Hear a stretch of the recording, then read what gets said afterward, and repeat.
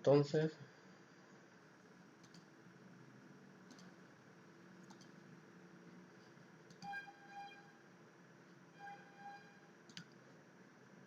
voy a compartir mi escritorio primero.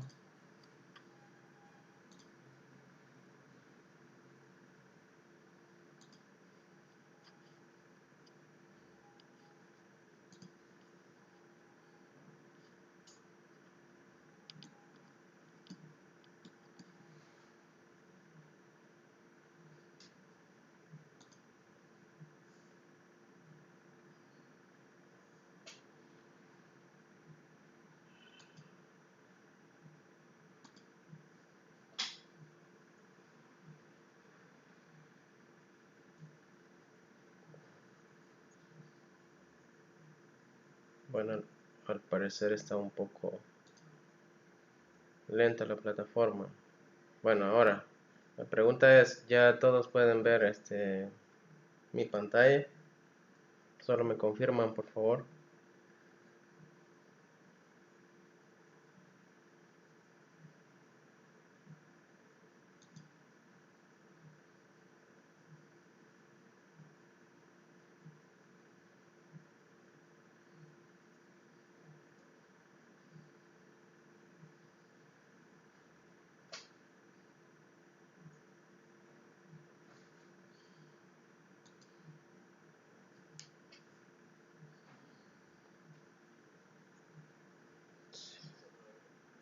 Ok, gracias. Sí, estaba viendo que está un poco lenta la aplicación. No sé si es a mí o también para ustedes, pero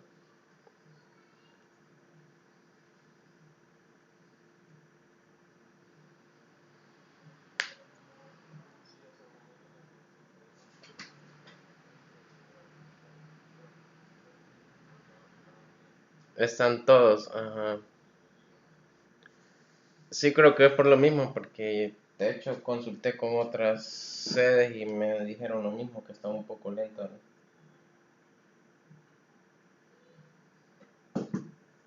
Pero bueno, esperemos que no nos dé problema.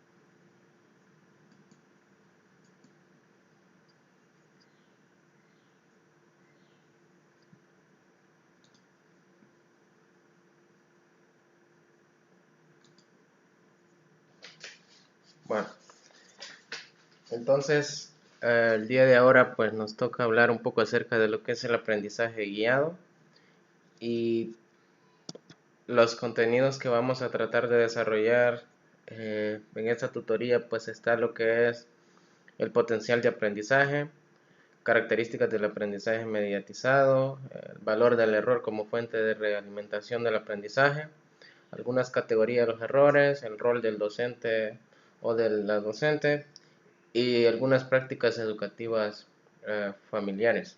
Esos son algunos puntos que vamos a tratar de tocar el día de ahora. Entonces, iniciamos con lo que es el aprendizaje guiado. Comúnmente, día a día, los estudios sobre lo que es el aprendizaje humano y como y siempre nos ha interesado cómo potenciar lo que es este aprendizaje de cada una de las personas. Y pues comúnmente para potenciar este aprendizaje pues necesitamos la ayuda de personas, en este caso docentes, los cuales van adquiriendo un auge porque a través de la historia pues han ido lo que es pasando cierta información hasta llegar a tener un concepto de lo que es aprendizaje. Entonces, se considera aprendizaje como la transmisión de conocimientos a una construcción de los mismos, propiamente personal. Es decir, cuando se está construyendo cierta información hasta que la vuelvo y la hago propia de mi persona. Entonces, en este caso, él o la docente pues ya no es considerado como la única persona que puede propiciar el aprendizaje.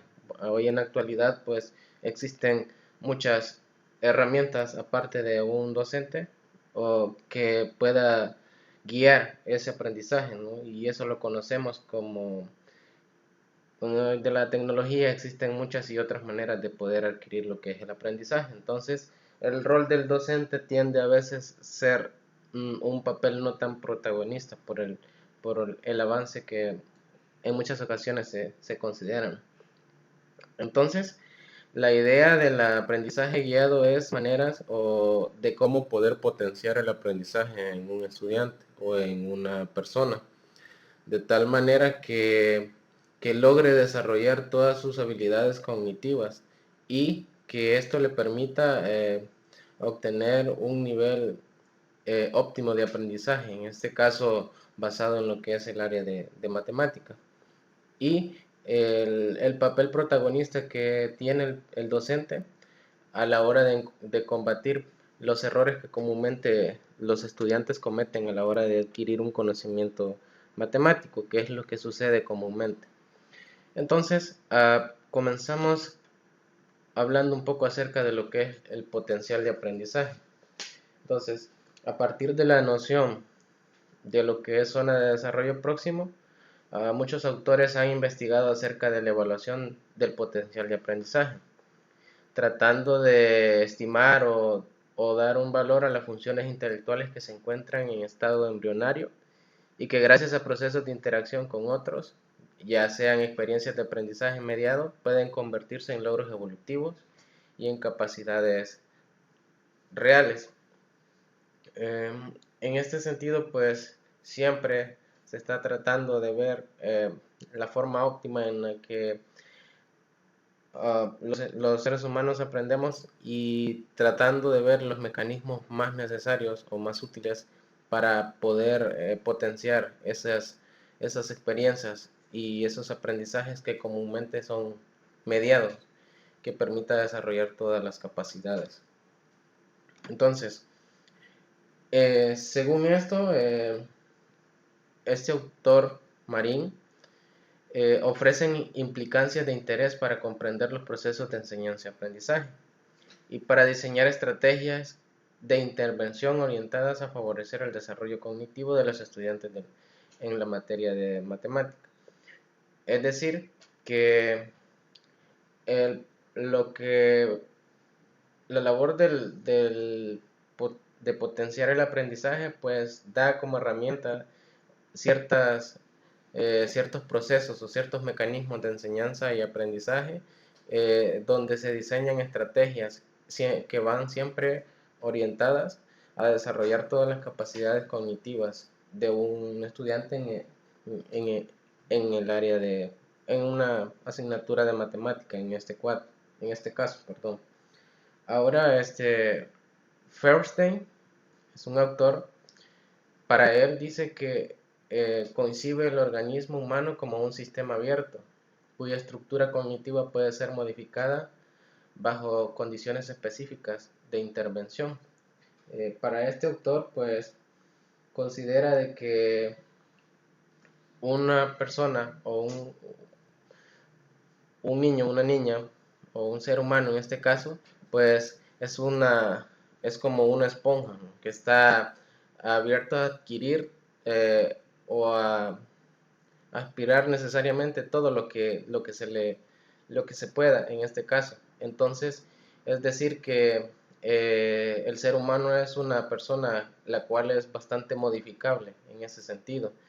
Y para este autor la modificabilidad se convierte en un criterio de la verdadera capacidad del individuo. Es decir, este autor considera que un individuo desarrollará todas sus habilidades o potenciará eh, su, sus habilidades solo y si es modificado su sistema o su organismo en este caso. De lo contrario, pues nunca logrará desarrollar todas sus habilidades o sus capacidades. Entonces,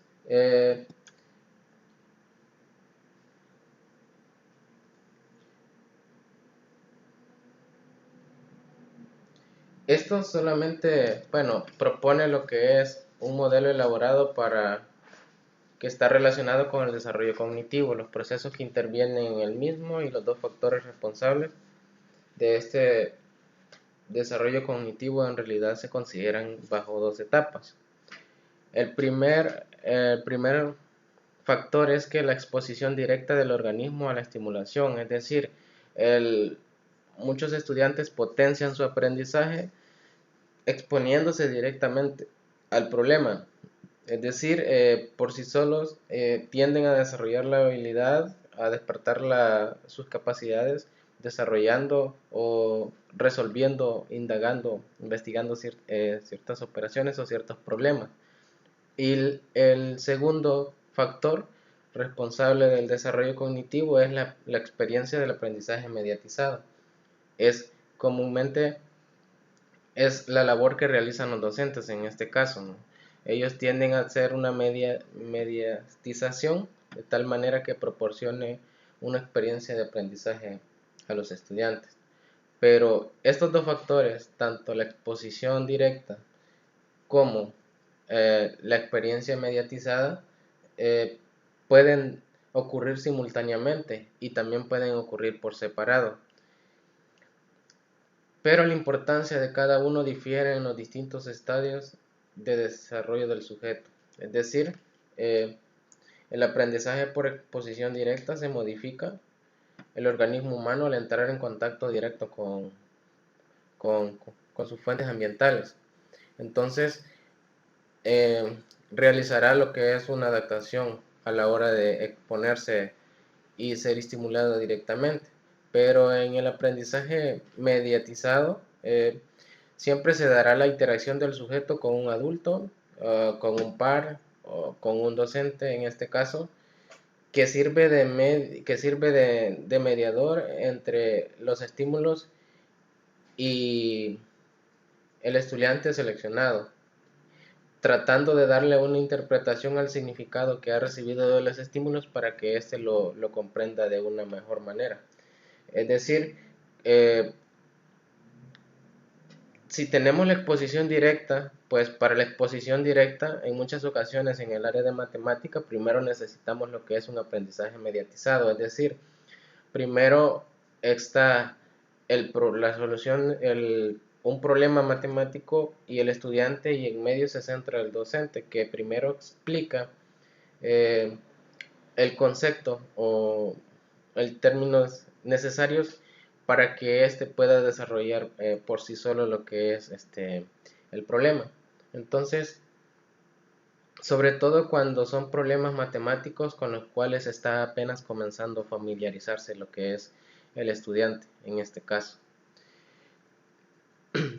Entonces, el aprendizaje o la experiencia de aprendizaje mediatizado, a diferencia de la exposición directa, básicamente no depende de las oportunidades de confrontación del sujeto, sino del impacto calidad que interviene el mediador, en este caso el docente, y la importancia que le dará para bajo una adecuada mediación pedagógica. Es decir, un niño, una niña tendrá un gran impacto positivo o negativo dependiendo de la calidad con la que haga la mediatización el docente.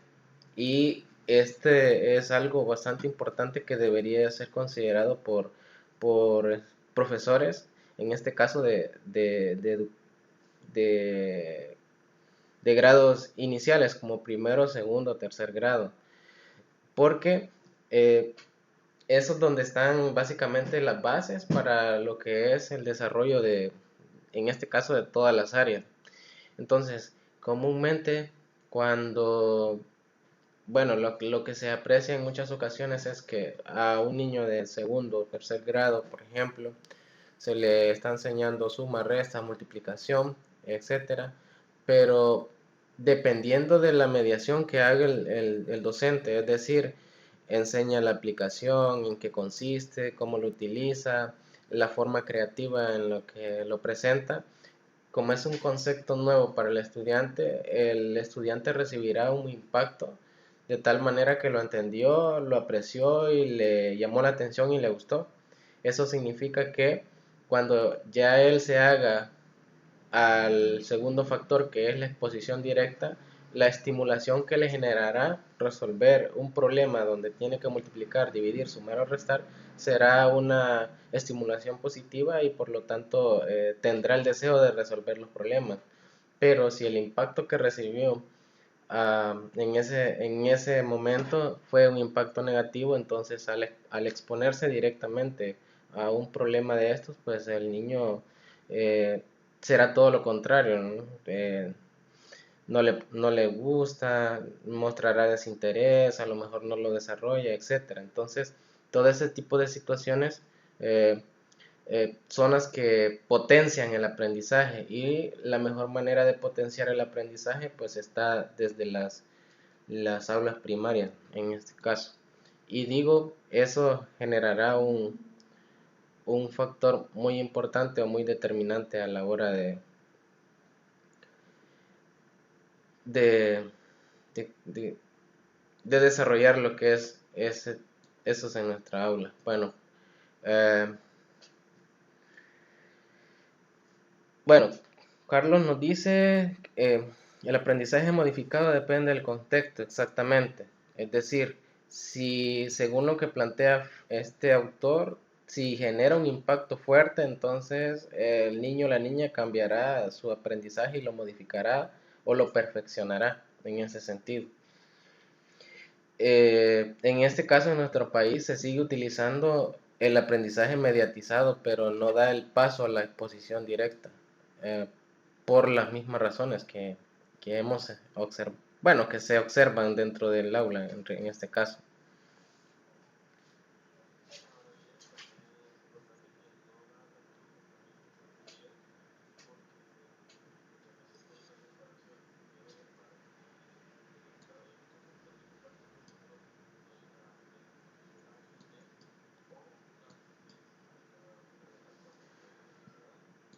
Sí, eso es bastante importante también. Comúnmente, cuando se dan ciertas capacitaciones, ¿no? Para mejorar en este caso, comúnmente siempre se da la predisposición a a querer mejorar en ese sentido.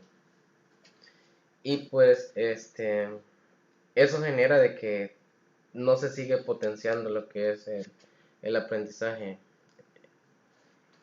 más que todo en nuestro país. Entonces, mencionábamos que lo definía de esa manera, bajo incidores que mencionaba acá, y pues también, bueno, tenemos ahí que tanto el aprendizaje por exposición directa eh, pueden darse simultáneamente por separado. En este caso, en el área de matemáticas, pues primero debe de haber una mediatización si es un concepto nuevo, si es un nuevo contenido, y después debe de darse la exposición directa. Pero a lo mejor nos sigue haciendo falta la segunda parte en este caso. Y según este autor, como lo preguntaba ahí el compañero Carlos, se modificará El aprendizaje solamente si es impactado de una de manera trascendental o fuertemente. Entonces, este autor señala que la importancia del adulto, quien confiere un significado a la experiencia para él o el estudiante, quien a su vez va volviendo más consciente de que está inmerso en un proceso de aprendizaje. Es decir, eh, en un estudiante de 8 o 9 años aún es inmaduro, pero es ahí donde el mediador, en este caso el docente, debe de considerar o debe de hacer que la experiencia que el estudiante vaya adquiriendo lo vaya haciendo más consciente de lo que está haciendo es eh, incluirse dentro de lo que es un proceso de aprendizaje, para que cuando este estudiante madure no diga perdí todo mi tiempo y no aprendí nada, porque es lo que comúnmente sucede. Entonces, hay toda una serie de factores que pueden originar una ausencia o insuficiencia de aprendizaje mediatizado. Eh, Muchas veces hay rupturas afectivas, perturbaciones emocionales, entre otros. Es decir, comúnmente nosotros solo tildamos a un estudiante y le decimos, no, vos sos malo, o vos no podés, etcétera. Pero según el análisis nos quedamos cortos en saber los factores que están incidiendo en que este estudiante no desarrolle su potencial de aprendizaje, porque según esta teoría todos tienen la capacidad de desarrollarlo, solamente que algunos por sus digamos que por las dificultades que han tenido tanto en su familia, en su comunidad, etcétera, traen ciertos problemas que le impiden generar su potencial de aprendizaje. Bueno, dan casos incluso que llegan niños que vienen de zonas rurales que a lo mejor no tienen cómo alimentarse, cómo darse un buen desayuno, y eso genera a lo mejor deficiencias en la concentración de un contenido. Y cuando eso se va dando al final, pues la diferencia de aprendizaje que hay, pues se va haciendo más grande, en donde al final eh, se considera que a lo mejor no sabe, pero en este caso tal vez no sea ese el problema. Menciona también que la privación cultural también es un resultado de la experiencia insuficiente en ese tipo de aprendizaje. Es decir, a veces la cultura incide o trasciende mucho en el aprendizaje de, de un estudiante y no está necesariamente ligada con la pobreza material, eh, sino que a veces los problemas de privación cultural son más que todo problemas afectivos o de alguna alteración emocional en este caso. Recordemos que trabajar con niños son bastante vulnerables en cuanto a cambios emocionales en la mayoría de casos, sobre todo cuando provienen de familias o de regiones que no son netamente estables. Pero cuando un niño es crecido en un hogar que está bien estable y todo, tiende a tener menos ese tipo de problemas. Pero estos problemas también generan deficiencias para potenciar lo que es el aprendizaje.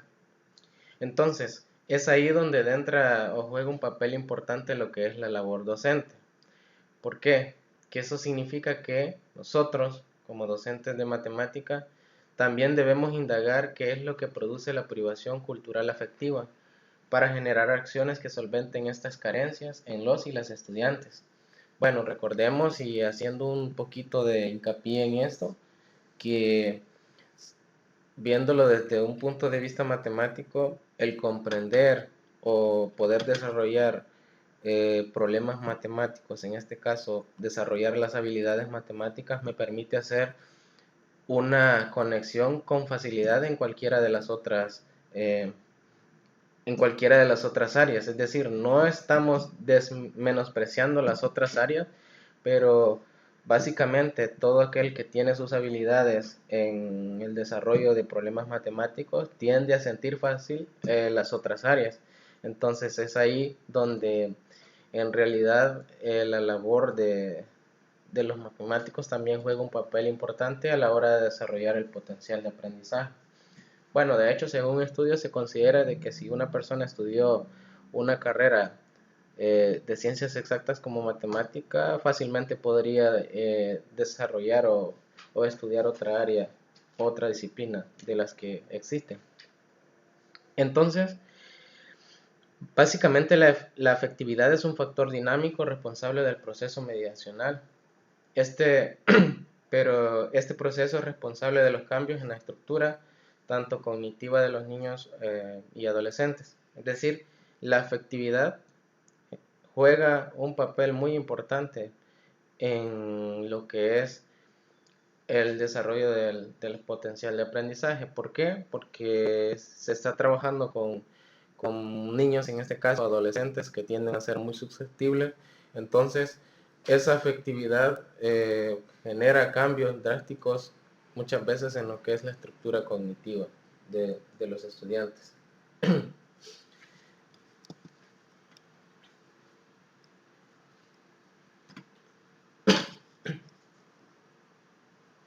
Entonces, el, el docente o la docente de matemática no debe de limitarse o decir que un estudiante tiene carencias porque no puede resolver problemas, porque no puede sumar o restar, o porque simplemente no comprende los contenidos. Entonces, el análisis debe de ir más allá de eso.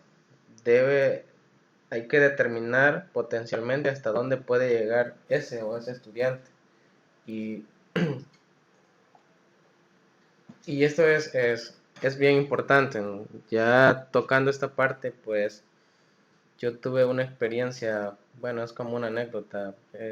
Estuve trabajando hace 2 años a nivel de educación media y tenía un estudiante que tenía deficiencias para aprender matemáticas y estaba en primer año.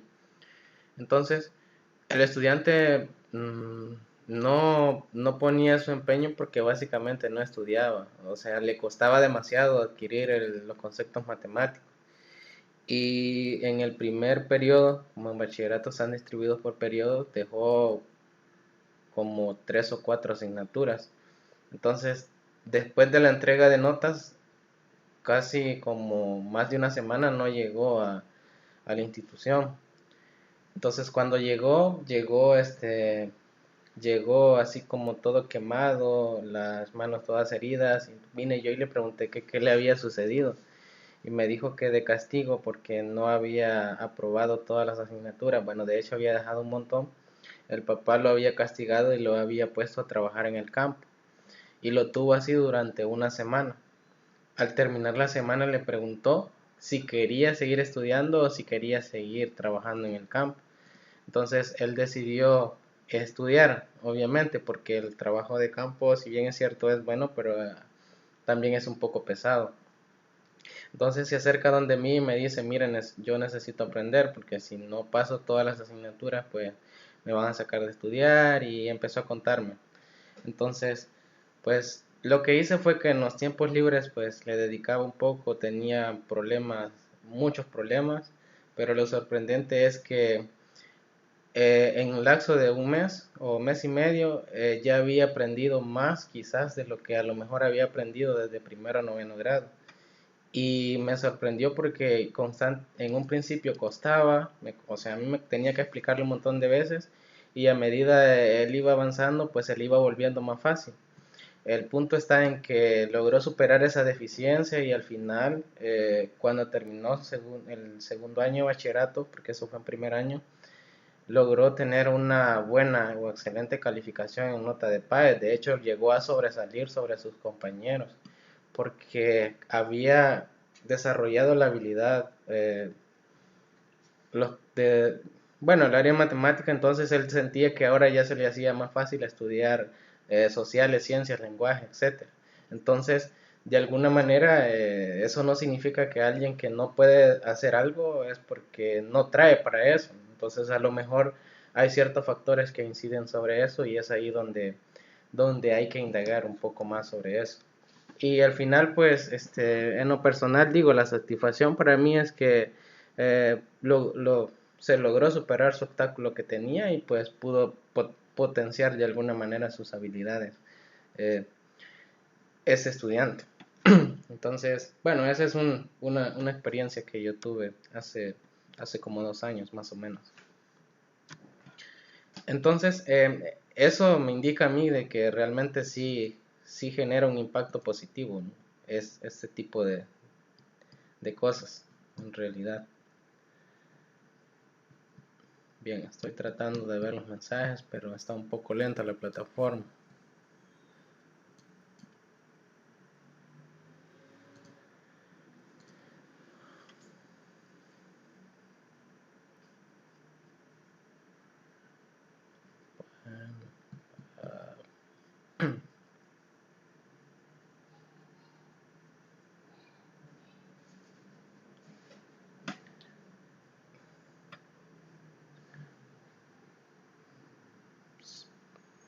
Bueno, sí, es muy cierto, ¿no? Comúnmente, en lugares donde es bien conflictivo la situación, hay pobreza incluso, tienden a darse muchos casos de los que mencionábamos. Entonces, y muchas veces nosotros las deficiencias, pues, logramos o las interpretamos de que solamente son porque es que no trae para eso, no es bueno, etcétera, sino que a veces hay otros factores que están incidiendo sobre ese potencial. Bueno, entonces, algunas características del aprendizaje mediatizado que son señaladas por este autor y también son recogidas por Prieto son las siguientes. Está lo que es la intencionalidad, es decir, un docente como mediador debe de hacerlo con un fin, es decir, con una intención. Eh, y esta intención siempre debe de consistir en implicar al sujeto a la experiencia del aprendizaje, es decir, a inducirlo a obtener una experiencia o a ir desarrollando para cuando se exponga directamente a un problema pueda resolverlo. También otra característica es que debe de tener trascendencia. Es decir, que la mediación que yo voy a realizar para un estudiante debe de servirle como una trascendencia para mejorar o perfeccionar ciertos conocimientos que a lo mejor ya poseía el estudiante. Significado, pues se deben presentar las situaciones de manera interesante, es decir, debo de generar eh, o de desarrollar un contenido tal vez nuevo o tal vez ya visto por el estudiante, pero de una manera trascendente e innovadora que él lo sienta interesante y que le llame la atención para que de esta forma él entienda el significado y pueda desarrollar o mejorar lo que es el conocimiento de ese nuevo contenido. También debe de tener una participación activa, es decir, el estudiante debe de ser activo a la hora de desarrollar o de servir de mediador para la comprensión de un contenido. Y regulación de la conducta. Básicamente exige por parte del sujeto que obtener información de los conocimientos previamente adquiridos, es decir, se le debe de pedir al estudiante que recuerde ciertos conceptos que ya adquirió y que los ponga en práctica. Entonces, de esta manera se está tratando de que existe una regulación entre lo que conoce y lo nuevo que a lo mejor va a desarrollar en este caso. También la individualización, y este es un concepto esta es una característica bastante importante, porque cada persona, esto ya lo vimos en la diversidad del aula, cada persona tiene un modelo diferente de aprendizaje, es decir, todos aprenden de distintas maneras. Eso significa que yo como mediador debo de conocer la forma de aprendizaje de cada estudiante y generar una mediación de tal manera que coincida con la manera en la que éste aprende, en la que éste interioriza sus conocimientos.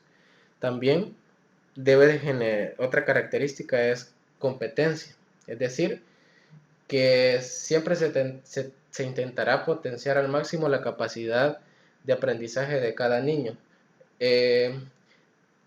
aunque él considere de que no es capaz, se le debe de dar las actitudes de tal manera que logre o desarrolle eso que no considera tener la capacidad para hacerlo.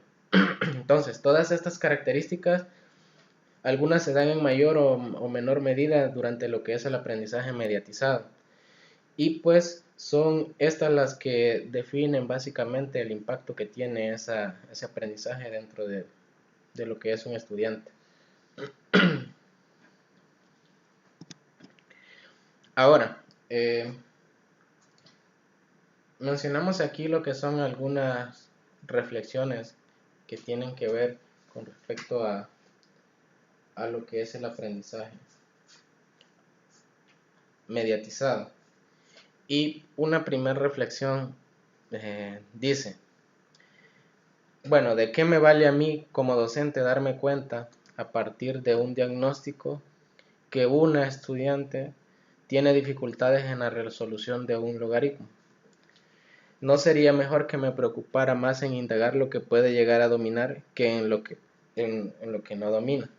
Es decir, yo pasé una prueba diagnóstica de diferentes áreas y vi que un estudiante tuvo problemas para resolver un logaritmo, pero me enfoqué tanto en la dificultad que tenía el logaritmo y no me di cuenta de que domina lo que es el álgebra, domina la aritmética, resuelve ecuaciones de primero o segundo grado, pero yo me enfoqué exactamente solamente a lo que es la solución del logaritmo.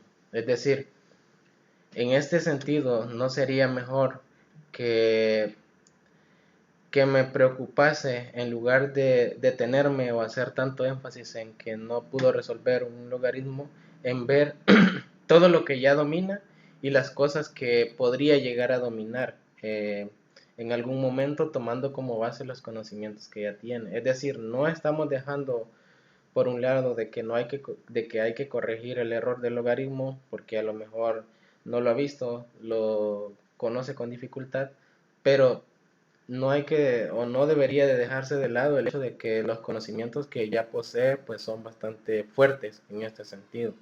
Entonces, muchas veces eso hacemos, ¿no? Pasamos un examen diagnóstico y nos centramos en un error que a lo mejor no es tan significativo y que aún con ese error puede desarrollar algo otros problemas que son un poco más complejos en este caso.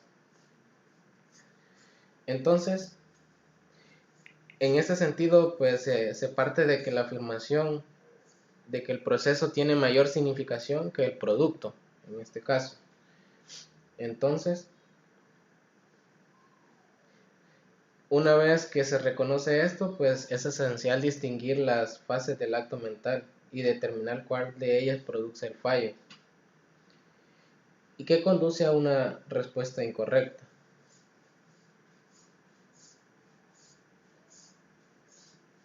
Muchas veces nosotros consideramos de que el fallo ocurrió pues porque no pudo desarrollar el logaritmo, pero a lo mejor esto solo es un fallo mental, es decir, sabía cómo resolverlo, sabía qué es lo que había que hacer, pero el problema fue que se le olvidó algo que es mental, es decir, recordar alguna propiedad logarítmica en este caso.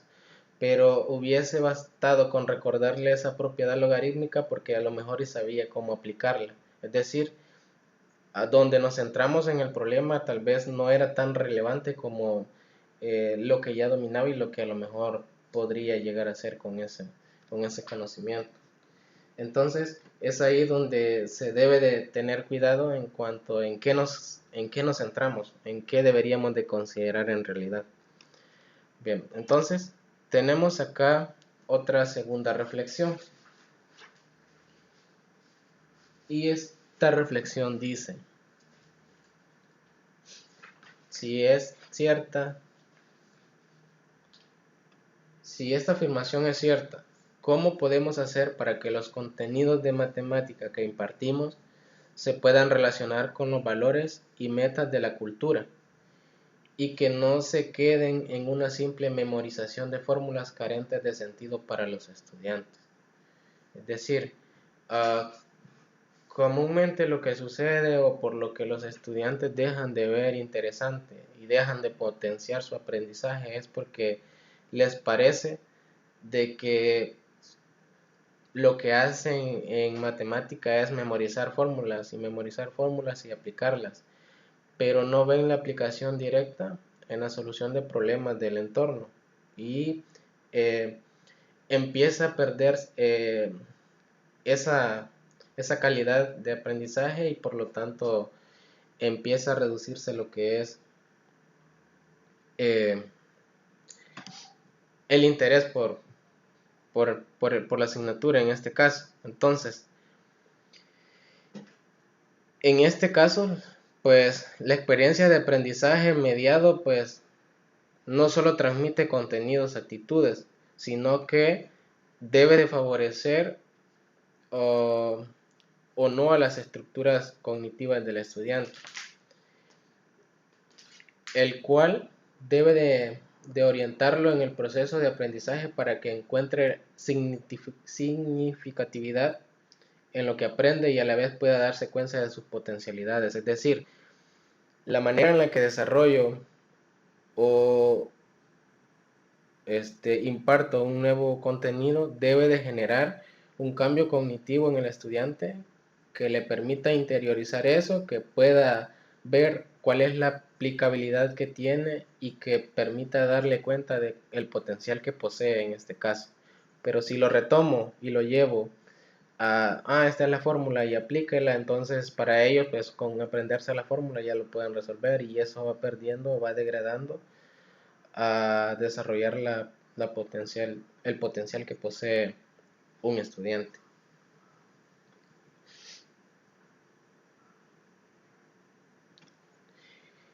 Y pues según el autor Fernstein, considera de que muchos problemas que tienen los adolescentes es que han recibido poca mediatización en lo que es la experiencia de aprendizaje en su historia inicial, es decir, en las primeras etapas, en los primeros grados, es donde incide mucho este problema. Y pues tenemos una tercera reflexión. Y esa tercera reflexión dice, ¿cuántas veces usted ha menospreciado la capacidad de una persona simplemente porque no pudo resolver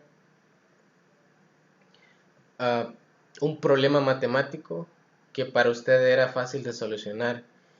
Y esa creencia sobre esa persona se vuelve una fantasía autocumplidora. Es decir, es lo que comúnmente sucede en las aulas, en las escuelas. Cuando un estudiante no puede resolver un problema que era a lo mejor muy fácil para mí, entonces se empieza a generar esa fantasía autocumplidora, es decir, ese dilema en el que no cumple, no compete, no rinde y el estudiante tiende a considerar de que realmente eso es así. Entonces, en ese sentido, los padres, los docentes y los pares que los rodean al estudiante pues se convierten en mediadores fundamentales para crear zonas de desarrollo próximo por medio de su interacción educativa. Es decir, la familia, las personas que lo rodean juegan un papel importante. Es decir, si la familia lo motiva a desarrollar sus habilidades, lo logrará, pero si su familia no inciden como una mediación sobre esto, entonces tiende a generar un obstáculo, al igual que las personas que lo rodean, e igual los docentes en este caso. Entonces,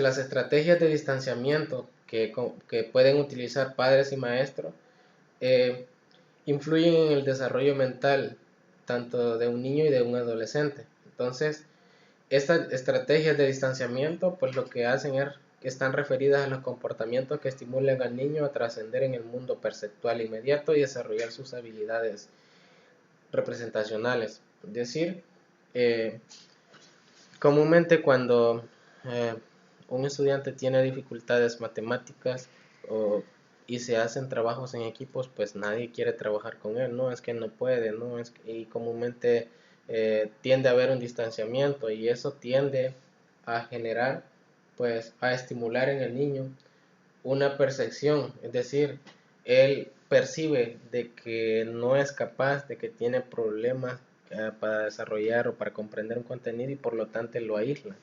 Y eso lo que hace es desarrollar ciertas, ciertos complejos, ¿no? Como yo no soy bueno para esto, no me gusta, etcétera, entre otras cuestiones. Entonces, esas son algunas reflexiones que se hacen y que se dan dentro del aula en cuanto al aprendizaje mediatizado.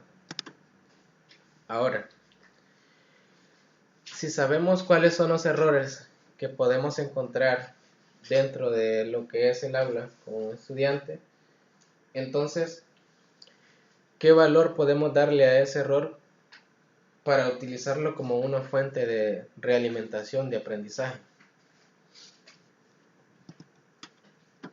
Entonces, comúnmente los errores son una preocupación constante para un docente. En el proceso de construcción de los conocimientos matemáticos siempre aparecen sistemáticamente errores y por eso dicho proceso deberá incluir criterios de diagnóstico, corrección y superación mediante actividades que promueven el ejercicio de la crítica sobre las propias producciones. Es decir, comúnmente siempre estamos preocupados porque encontramos ciertos errores dentro del desarrollo de un problema, de un contenido, de un ejercicio y estamos tratando de generar o de hacer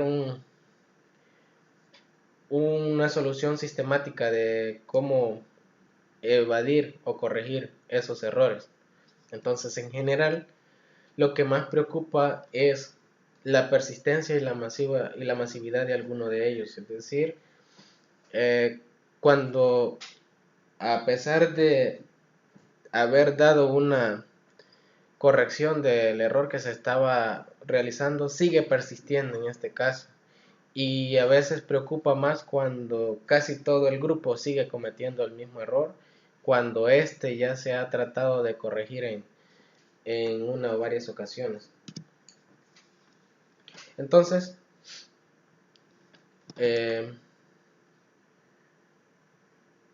evidentemente estos errores influyen en el aprendizaje de diferentes contenidos y es imprescindible que ellos lo reconozcan y asuman la necesidad de superarlos a fin de obtener logros de aprendizaje. Es decir, lo más importante es que cada estudiante reconozca y asuma el error que está cometiendo, la dificultad que tiene y de esta manera poder superarlo para poder de esta manera obtener sus logros o su desarrollo de capacidad en aprendizaje. El análisis que se le hace sirve para ayudar al docente a organizar estrategias para un mejor aprendizaje, tratando de insistir en aquellos aspectos que le generan más dificultades a un estudiante.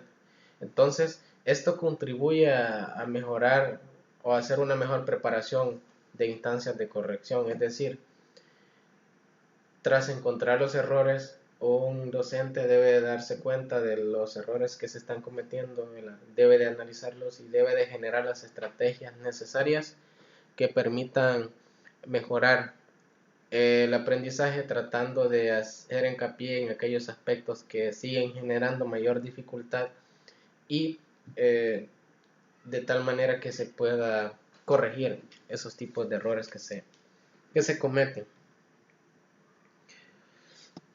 Entonces, comúnmente nosotros hablamos de error cuando un estudiante realiza una práctica, ya sea una acción o argumenta algo que no es correcto. Entonces, que no es correcto en este caso desde un punto de vista de la intuición matemática escolar.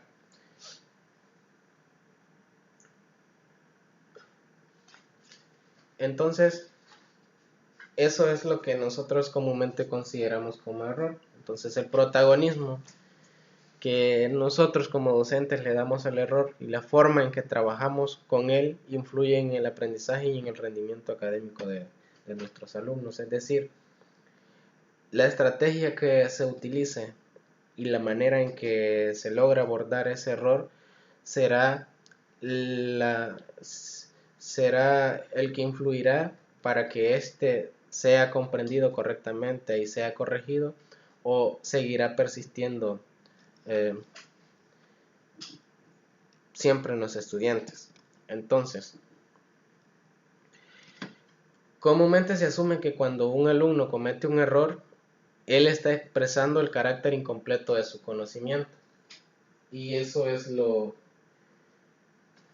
que, lo que realmente sucede, ¿no? Cuando un estudiante cometió un error, entonces es porque el conocimiento no está completo, le hace falta algo.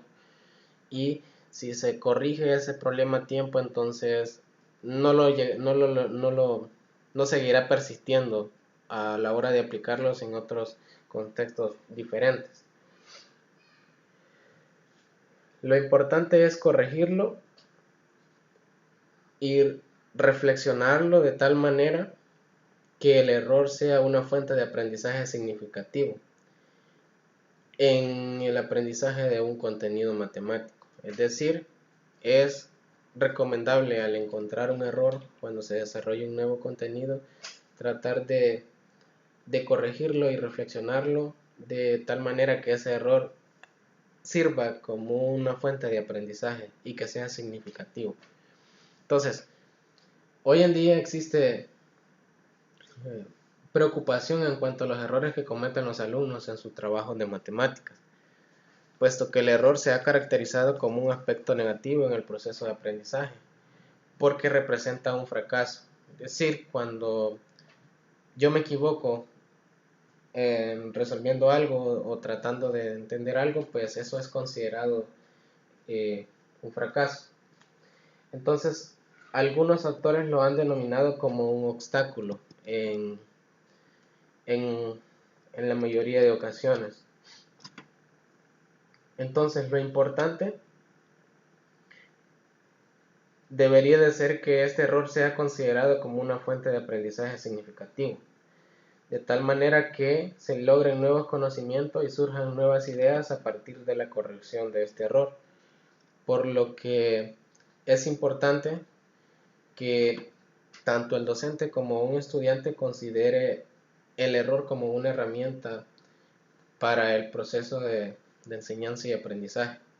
Y esto le ayudará al alumno a tomar conciencia de sus propios errores de tal manera que pueda aprender de ellos. Es decir, el ambiente en el aula debe de ser de tal manera que cuando alguien se equivoca no debe de ser visto como un fracaso, sino como una fuente de enseñanza-aprendizaje que le permita al estudiante ver el fallo que tuvo y que lo pueda corregir de tal manera que ya no se vuelva a aplicar. De hecho, se considera hoy en día que los errores dan un mejor aprendizaje que introducir un contenido y explicarlo directamente. Entonces, en este sentido, pues, los errores pueden constituir un elemento importante en el progreso del conocimiento, pues el aprendiz se puede interesar en descubrir dónde está el error y si ellos pueden formular preguntas, comparar resultados, procedimientos hasta lograr identificar sus propios errores a través de sus experiencias y su interrelación con los contenidos matemáticos. Es decir, se pueden poner problemas a discusión en el aula en donde ellos mismos traten de encontrar cuál ha sido el fallo, cuál ha sido su error y traten de confrontar sus ideas tratando de ver cuáles son los fallos de tal manera que eso genere una experiencia y genere una mejor comprensión de ciertos contenidos matemáticos.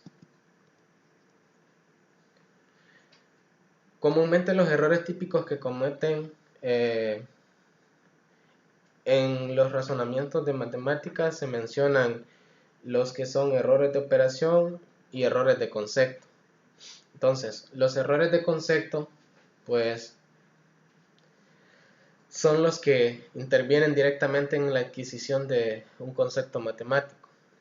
Entonces, un error de concepto significa que algo no se ha captado del todo o se ha captado mal.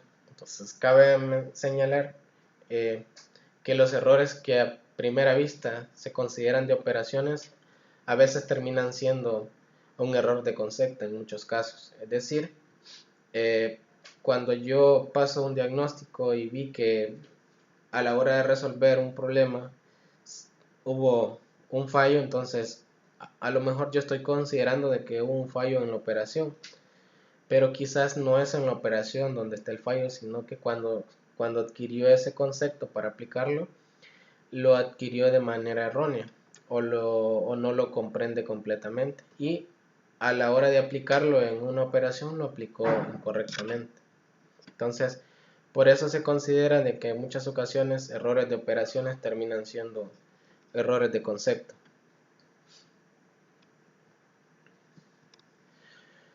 Entonces, algunas categorías por las cuales se describen los errores que se cometen. Entonces,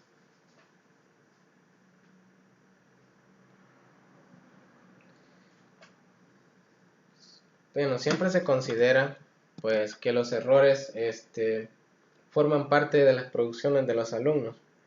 Siempre habrán errores durante el desarrollo y la adquisición de un aprendizaje de lo que es una asignatura en matemáticas, en este caso.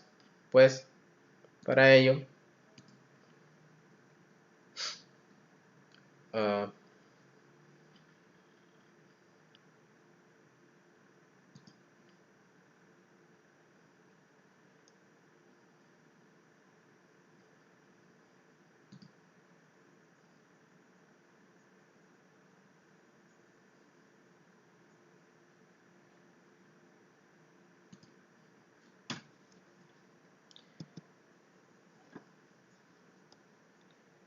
pues para ello tenemos que, bueno, primero es importante recordar que los errores, al igual que el fenómeno educativo, son manifestaciones exterior de un proceso complejo en el que interactúan muchas variables. Puede ser profesor, alumno, currículo, contexto sociocultural. A raíz de esto es donde la dificultad se vuelve un poco incomprensible, y de asimilar y delimitar las causas de un error con miras a su tratamiento. Entonces, no obstante, la investigación en torno a los errores en el proceso de aprendizaje es una de las principales preocupaciones actuales de la didáctica de la matemática en países como Alemania, Estados Unidos, España. Entonces, el doctor Luis propone 4 líneas de investigación actual en torno a los errores que se cometen.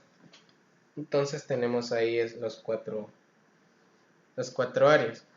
Este autor propone que una de las líneas o áreas donde hay que hacer hincapié es estudiar los errores sobre análisis, causas, elementos, taxonomías de clasificación de los errores. Es decir, donde cada uno de estos estudios responde a una determinada teoría psicopedagógica y a un planteamiento epistemológico particular del conocimiento y de lo que es la matemática.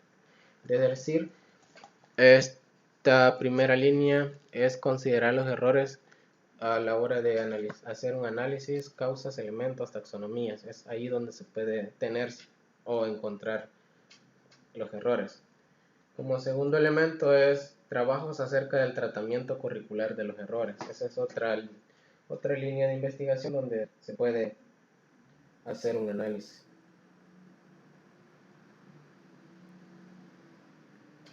Luego tenemos los estudios relativos a la formación de los docentes en cuanto a la capacidad para detectar, analizar, interpretar y tratar errores con los alumnos. Es decir, es otra área importante que debe de seguir siendo investigada. Luego, investigaciones psicométricas que incluyen técnicas estadísticas como contraste de hipótesis para el análisis de errores. Entonces esa es otra de las líneas de investigación que se están tratando en torno a los errores.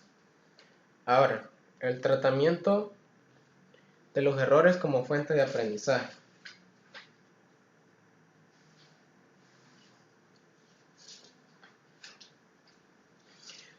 En el tratamiento de los errores como fuente de aprendizaje, pues sabemos que la enseñanza de la matemática es una práctica compleja y por tanto no se puede reducir a una receta o a una prescripción. Si bien no creemos que se pueda encontrar una metodología para el tratamiento de los errores, pero que esta metodología sea aplicable universalmente, no significa que no existan estrategias que puedan ser más o menos adecuadas o aconsejables para cada situación concreta. Es decir, recordemos que por la diversidad de estudiantes que podemos encontrar en el aula, entonces no existe una metodología universal que me diga cómo tratar los errores, sino que deben de adaptarse de acuerdo a las situaciones en las que comúnmente se pueda dar o se pueda encontrar. Entonces, por ejemplo, creemos que si el error es calificado como nocivo o perjudicial por el docente, entonces esto no producirá ningún efecto positivo en los alumnos, pero sí podría producir muchos efectos negativos, ya sea inseguridad, pérdida de confianza, concepción de matemática como una ciencia difícil, austera, arbitraria, etc. Entonces, cuando un error es considerado como nocivo, entonces este no generará una fuente de aprendizaje a la hora de corregirlo. Entonces, estamos convencidos de que la corrección sistemática del error no favorece su eliminación. Y esto comúnmente se refleja en nuestro trabajo. Cuando no hallamos producciones de los alumnos o cuando no vemos que a la hora de corregir un error no se tienen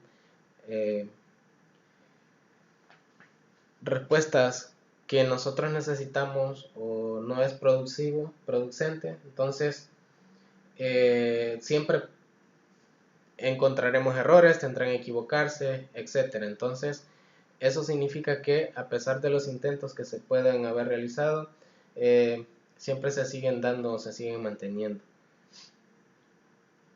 Entonces,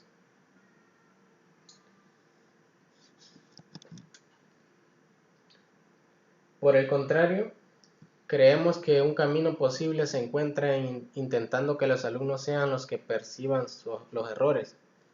Darle lugar al error en la clase es trabajarlo, descubrir las hipótesis falsas que llevaron a producirlo, buscando los posibles caminos hasta descubrir los conceptos válidos y matemáticamente aceptados, comparando versiones correctas con erróneas. Es decir, lo más producente es que hacer que cada estudiante interprete o encuentre sus errores y trate de darles una solución, de ver en qué está fallando y de tal manera pueda ir aceptándolos y tratando de obtener unas versiones más correctas o más exactas a partir de sus errores.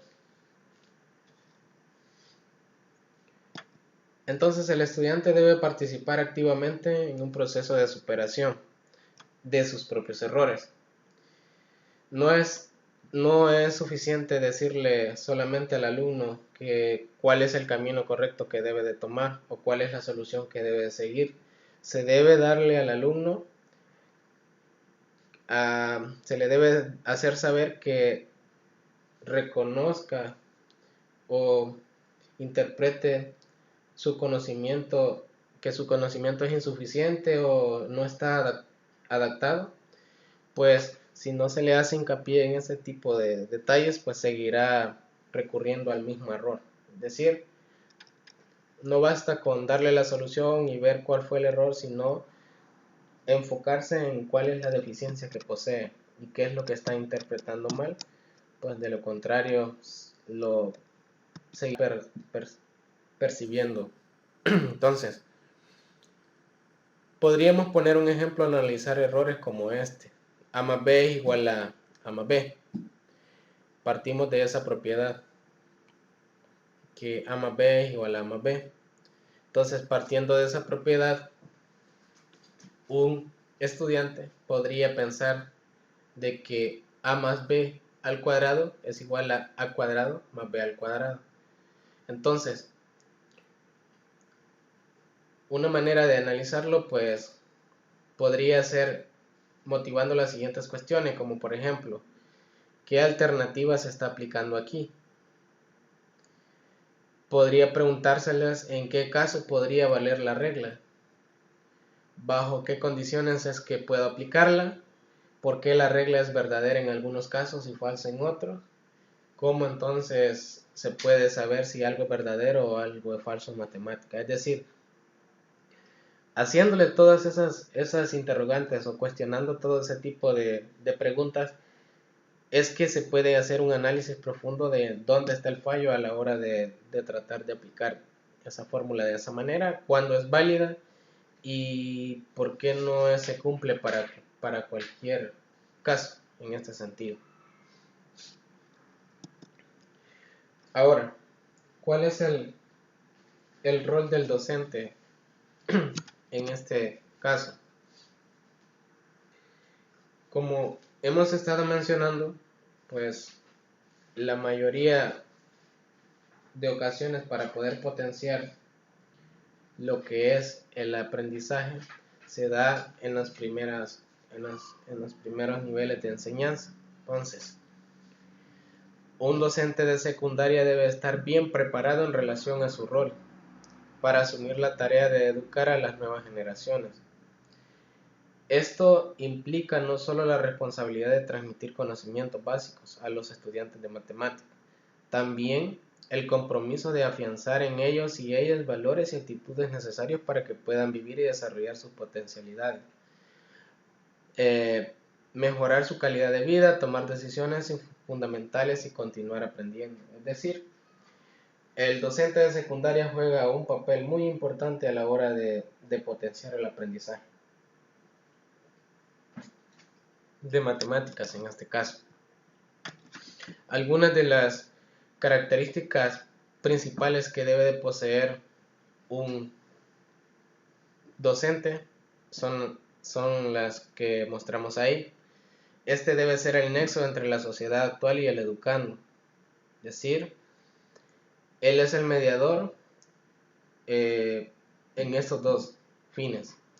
Debe de ser una mediación entre él, la adolescente y el conocimiento, de tal manera de que el estudiante o la estudiante logre hacer conexión con el conocimiento y pueda adquirirlo y desarrollar. También a través de su papel en el colegio, el rol del docente es el agente de consolidación de un estilo de vida democrático. Es decir, que el docente debe de generar el ambiente donde todos pueden participar, todos pueden preguntar, todos pueden exponer sus ideas, todos pueden tener un fallo y corregir de manera grupal o individual el fallo independientemente, dependiendo de las condiciones en las que se dé. Y a partir de las relaciones educativas con los adolescentes, el rol del educador es dirigir al alumno estableciendo estrategias que faciliten su construcción a su propio conocimiento. En este caso, conocimiento matemático. Debe de pasar de una zona de desarrollo actual a una zona de desarrollo próximo. Y también un profesor de matemática debe de realizar los siguientes aspectos. Debe establecer un ambiente que propicie el desarrollo socioafectivo y cognitivo del estudiante.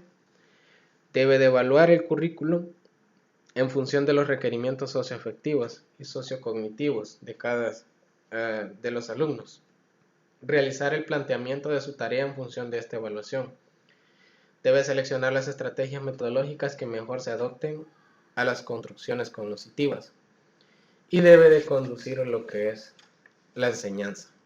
Entonces, esas son algunas características o roles que él o la docente desempeñan. Ahora nos vamos a las prácticas educativas familiares. Entonces, dentro de las prácticas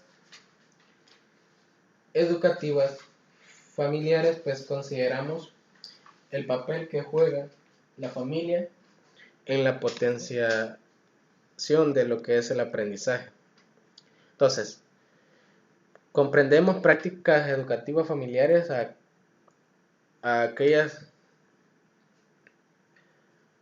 las preferencias globales de comportamiento de los padres o figuras de autoridad relacionadas con las estrategias educativas causadas hacia los hijos, es decir, lo que ellos transmiten a sus hijos como una educación, las cuales poseen como una característica la bidireccionalidad en las relaciones padres e hijos, debido a que los actos de los padres generan consecuencias sobre los hijos, así como las acciones de sus hijos influyen sobre los padres. Entonces, las prácticas educativas familiares juegan un papel muy importante porque mencionamos anteriormente que las deficiencias en el desarrollo de potencial el aprendizaje se da muchas veces por problemas familiares. Y es ahí donde los padres juegan un papel muy importante a la hora de desarrollar lo que son estrategias educativas. ¿Por qué? Porque los padres tienden a incidir de manera directa sobre las acciones de sus hijos. Entonces, una de las finalidades de estas prácticas es promover el desarrollo de acuerdo a un proceso evolutivo de sus hijos. Entonces, estos autores, Ceballos y Rodrigo, presentan la singularidad de que son exclusivas y específicas de cada familia, pero a su vez son similares a las que utilizan otras familias que comparten el mismo grupo social. Es decir, todas las prácticas son netamente particulares, pero tienden a tener ciertas similitudes, aquellas prácticas que están cercanas a un mismo grupo social. Es decir, lo que nos permite ver es que si estamos en una sociedad donde las familias son bastante estables, entonces las prácticas educativas que se generan dentro de cada familia tienden a tener el mismo comportamiento. Pero si estamos ante una comunidad, por ejemplo, donde hay ciertos índices de violencia, de criminalidad y todo eso, entonces las prácticas educativas tienden a ser de manera general en ese ambiente, entonces, y eso es lo que transmiten a sus hijos. Entonces, y ese tipo de prácticas educativas son las que terminan generando obstáculos para potenciar el aprendizaje o favoreciendo para el mismo. Entonces, lo común en los procesos de crianza entre familias está dado por características como el grado de control que manejan los padres en la relación con sus hijos, la comunicación que hay entre los integrantes del hogar, el grado de sensatez que esperan que posean sus hijos acorde a la realidad contextual y por último el afecto que se refleja en el contexto familiar. Es decir, influye mucho en potenciar el aprendizaje en un estudiante el control que poseen los padres dentro del hogar con respecto a sus hijos, la comunicación que ellos tienen, el grado de afecto que brindan los padres a sus hijos y el contexto social que los rodea. Entonces, todo eso son factores influyentes en la potenciación del aprendizaje. Y pues se considera que cada familia plasma en su dinámica familiar esta característica, ya siendo posibilitadoras del desarrollo en el niño y en la niña, los cuales lo preparan para insertarse adecuadamente a la sociedad. Entonces, de acuerdo a lo que su familia ha transmitido a sus hijos, eso será lo que ellos reflejarán posteriormente. Entonces, es de evidenciar el impacto de la institución familiar en el proceso del desarrollo de la niñez. Se aunan a estas teorías los aportes de diferentes investigadores y estudiosos del concepto, como la influencia del niño de en el niño y la niña. Entonces, para la teoría sistémica, pues la familia es un sistema conformado por un conjunto de unidades que se caracterizan por ser organizadoras e interdependientes. Están ligadas entre sí por reglas de comportamiento y por una serie de funciones dinámicas, en constante interacción e intercambio, no solamente entre ellas, sino con el exterior. Entonces, de esta manera, pues, la teoría sistémica considera una familia como un sistema donde hay cierta jerarquía, cierta distribución que debe de funcionar bajo ciertas reglas, pero con alguna, con alguna determinación independiente para cada uno. Entonces, hay una segunda teoría que es la expuesta por Fourier, que se denomina la teoría económica del desarrollo humano. Desde este punto de vista ecológico, la familia es abordada como uno de los entornos primarios de mayor influencia en el individuo, pasando a ser un microsistema caracterizado por un interjuego de actividades, roles y relaciones que se dan cara a cara entre sus miembros. Es decir, tiende a ser una mini sociedad en donde un microsistema, en este caso, donde todos desempeñan un rol importante, pero bajo un fin común, bajo esta teoría. Entonces, Vygotsky da su perspectiva sobre el aprendizaje. Dice que Vygotsky considera que el medio social es sumamente crucial para el aprendizaje. También considera que el fenómeno de la actividad social ayuda a explicar los cambios en la conciencia y fundamenta el desarrollo del pensamiento. Considera también que ofrece una teoría psicológica que unifica el comportamiento y la mente. Y uno de los conceptos más importantes de su teoría es el de la zona de desarrollo próximo. Entonces, son algunos puntos de vista que Vygotsky considera sobre lo que es el desarrollo de lo que es el aprendizaje. Bien, he tratado de resumir un poco porque la verdad sí es bastante extenso, entonces tocando siempre los puntos más importantes y abordando de manera eficaz las cosas en las cuales hay que hacer un cierto hincapié. Espero haya sido comprensible para la mayoría, de provecho, y pues de alguna manera se hagan las consideraciones posibles para tomar en cuenta. En este caso, pues lamentablemente la plataforma nos estuvo dando ciertos problemas